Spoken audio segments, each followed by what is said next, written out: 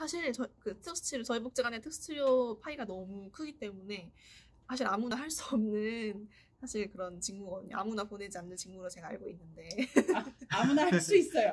아무나 하고 싶으신 분들이 계시면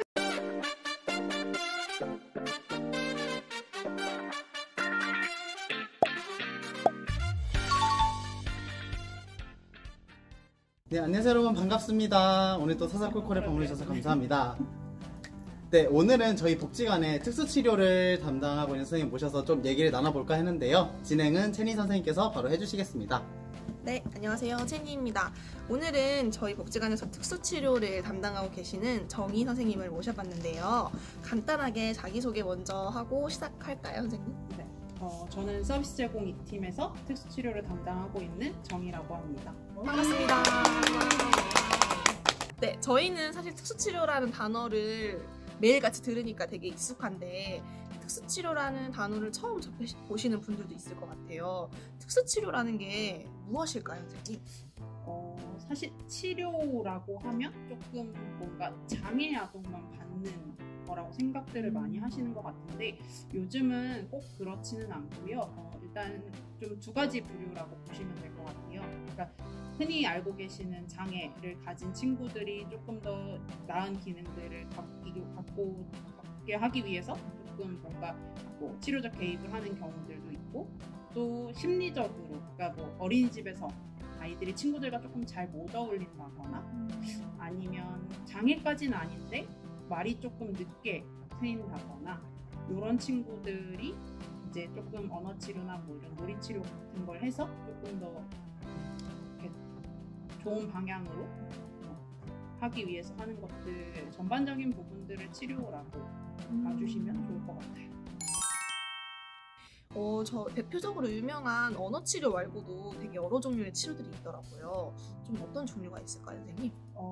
저희 기관에서 하는 것들을 중심으로 소개해드리면 언어치료, 그다음에 놀이치료, 미술치료, 그다음에 감각통합치료, 인지치료, 이렇게 5가지 치료를 저희 기관에서 운영을 하고 있어요. 그러면 보통 아까 말씀하신 것처럼 장애가 있는 친구거나 아니면 조금 좀 뭔가 자극이 필요한 친구들이 치료를 이용한다고 하셨는데 이용을 하게 될 경우에 어떤 면에서 좀 이렇게 성장이나 발달에 있어서 도움이 되는 걸까요, 선생님? 일단은 뭐 장애가 있는 친구들 같은 경우에는 예를 들어서 뭐 정말 말을 못하는 무발화 아이들 경우에는 말을 시작하기도 하는 것부터 정말 가장 눈에 띄는 변화겠죠. 그리고 뭐 심리적인 치료는 정말 친구들하고 어떻게 같이 놀아야 될지 모르는 그런 거에서 조금 치료 선생님하고 같이 놀이도 하고 뭔가 자기가 감정이나 이런 것들을 자꾸 표현해 보면서 그런 것들을 학교에서 조금 친구를 사귄다거나 뭔가 이럴 때 많이 도움을 받는 경우들이 있고, 뭐 감각통합은 근육 운동을 하다 보니까 아이들이 뭐 이렇게 아무래도 계단을 오르내린다던가 이럴 때 좀 확연히 이렇게 변화들을 나타내는 것 같아요. 어쨌든 저도 장애 아이들 프로그램을 진행하다 보니까 저학년 프로그램을 진행했던 적이 있었는데 정말로 그 단어 사용만 되고 문장을 만드는 게 아예 안 되던 친구가 있었는데 그래도 그 친구가 계속 꾸준히 언어 치료를 받으면서 물론 뭐 치료만의 영향이다라고 볼 수는 없겠지만 그런 훈련들을 계속하면서 짧게라도 뭔가 문장을 완성시켜가고 이런 것들을 보면서 역시 치료의 영역은 또 다른 대단한 영역이구나 하는 그런 생각이 들어요. 그러면은 복지관 말고 치료를 이용하려면 좀 어디를 가야 특수치료를 더 이용할 수 있을까요?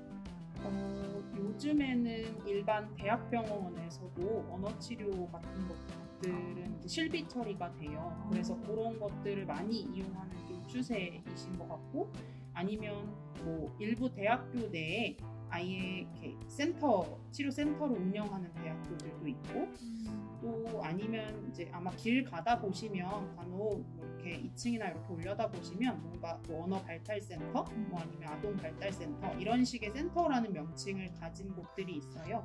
그래서 그런 곳들도 저희처럼 그렇게 치료를 운영하는 약간 사설 기관이라고 보시면 될 것 같아요. 병원에서도 치료를 이용할 수 있다는 것도 몰랐네요. 약간 실비 처리가 된다는. 사실 이게 제가 좀 이따 여쭤보긴 할 거지만 치료라는 게 좀 경제적으로도 굉장히 좀 부담이 될 수 있잖아요. 뭐 한 달에 한 번씩 듣는 수업이 아니고 되게 치료라는 것 자체가 좀 여러 횟수를 들을수록 사실 더 자극이 많이 되다 보니까 혹시 저희 복지관의 치료 단가 한 번 들을 때 혹시 수업료는 얼마일까요? 저희가 40분 수업에 10분 상담이 기본의 한 타임이고 35,000원씩 운영을 하고 있어요. 그래서 보통 주 1회 정도 된다고. 혹시 아이한테 정말 치료가 필요한데 경제적 요건이 되지 않는 그런 분들, 혹은 사실 경제적 요건이 되더라도 좀 부담스러운 부분이 있잖아요. 그럴 때는 도움을 받을 수 있는 것들이 있을까요? 일단은 정부에서 지원하는 바우처 제도가 있어요. 그래서 주민센터나 혹은 구청 측에 바우처를 담당하는 부서가 있고 그쪽으로 문의를 하시면 이제 신청 안내를 해주실 텐데 보통 이제 뭐 발달재활 바우처, 그다음에 영유아 바우처, 심리 바우처 이렇게 크게는 3가지 바우처 제도를 운영하고 있고 이 밖에도 사실 정부 제도는 아무래도 좀 소득이나 이런 것들을 많이 보는데 사실 꼭 소득이 뭔가 뭐 집이 있어도 현실적으로는 사실 뭔가 갑자기 실직을 하셨다던가 이런 부분들에 있어서는 좀 치료 이용이 어려우실 수 있잖아요.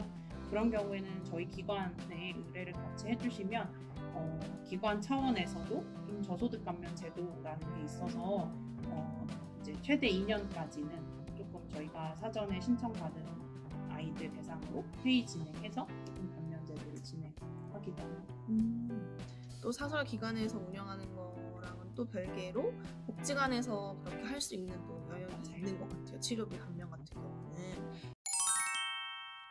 그러면 혹시 이제 저희 복지관 이야기를 좀 해볼게요. 저희 복지관 특치료를 이용하고 싶어서 이제 제가 찾아왔어요. 그러면은 바로 수업을 들을 수 있는 건지, 뭐 이용할 수 있는 시간대는 뭐 주말에도 들을 수 있는 건지 그런 것들이 좀 궁금합니다. 저희는 일단 특치료는 평일만, 월요일부터 금요일까지 평일만 운영을 하고 있고 대신에 9시부터 6시까지 이제 보통 이제 운영을 하는데 치료는 조금 일부 치료긴 해요. 언어만 사실 언어 치료 정도만 이제 8시 마지막 그러니까 시작 시간이 7시 6시 50분 네, 마지막 타임 시작이 될 것 같아요. 7시 40분에 끝나는 시간이 마지막으로 운영을 하고 있고 모든 치료가 현재는 지금 대기 접수를 먼저 해주셔야 하는데 대기 접수는 이제 꼭 방문 먼저 안 하시고 전화 문의 해주시면 제가 안내해드리고 추후에 일정 잡아서 그렇게 진행하고 있어요. 모든 치료에 사실 대기가 있다고 하니까 사실 요즘 치료에 대한 그냥 주민분들의 욕구가 굉장히 높다는 게 또 다시 한번 좀 느껴지는 것 같아요. 혹시 사회복지사로서 특수치료를 운영하면서 좀 기억에 남는 아동이나 뭐 그런 일화 같은 것들이 있을까요? 근데 사실 그건 있어요. 저희 복지관에 치료를 이용하는 아동이 몇 명이죠, 선생님?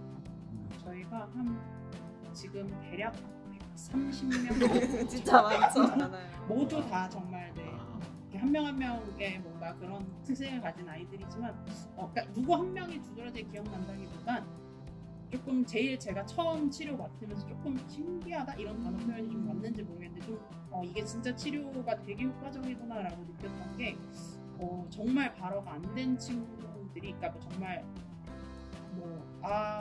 이 정도의 소리만 내던 친구들이 3개월, 6개월, 1년 이렇게 지나면서 이제 결제하러 엄마 따로 내려왔는데 비타민 주세요.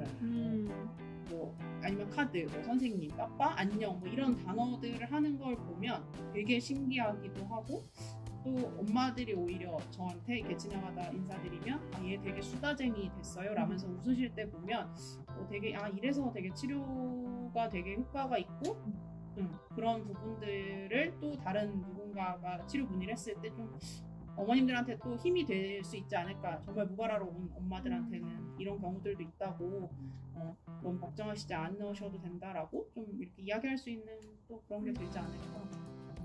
맞아요. 어쨌든 그런 치료를 이용할 수 있도록 기회를 제공하고 또 좀 편리하게 치료를 받을 수 있도록 이제 뭐 시간표 조정을 한다든지 수업과 관련된 내용 사실 조정하는 거는 사실 온전히 다 담당자의 사실 몫이어서 130명이 넘는 그리고 하루 종일 풀타임으로 돌아가는 사실 이 치료를 사실 굉장히 복잡한 부분이 많잖아요. 아까 말씀하신 것처럼 바우처이 왜냐면은 이건 돈과 관련된 문제이기 때문에 그런 바우처나 너무 많은 종류의 그 제도들 그리고 막 사실 돈이 관련돼 있다 보니까 점검 같은 것도 굉장히 많고 좀 고충이 많으실 것 같은데 깊은 한숨과 함께 사실 저희 복지관의 특수치료 파이가 너무 크기 때문에 사실 아무나 할 수 없는 사실 그런 직무 아무나 보내지 않는 직무로 제가 알고 있는데 아무나 할 수 있어요. 아무나 하고 싶으시는 분들이 계시면 엄청 꼼꼼해야 되고 놓치면 안 되고 또 이런 직무이기 때문에 또 어려운 부분이 있는 것 같아요. 네, 그러면 오늘 저희는 사실 특수치료에 대해서 또 여러 가지를 또 알게 될 수 있었던 것 같은데 마지막으로 뭐 특수치료 이용자분들이나 아니면 특수치료를 고민하고 계시거나 뭐 이런 분들한테 혹시 마지막으로 한마디 해주실 수 있나요?